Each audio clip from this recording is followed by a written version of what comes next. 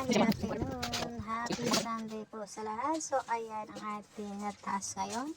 So, habang nagluluto tayo ng barbecue para sa mga junakis natin at long is ito, dumating ang isang unexpected customer natin kasi hindi kami ata nakapag-chat nito. Biglang dumating. So, thank you. At ang customer natin kahapon ay bumalik na naman kasi kahapon bumili siya ng LBBM delay. Tapos ngayon naman hapon ay bumili ng ating dalawang DC na breaker plus ang ating 200 watts na solar panel. So maraming salamat po sa pagbili sa atin. So syempre tinutulungan din natin sila kung ano ang dapat na gagawin nila kasi mga first timer pa sila na nagsiset up para sa kanilang bahay dahil nga hindi sila abot ng kuryente.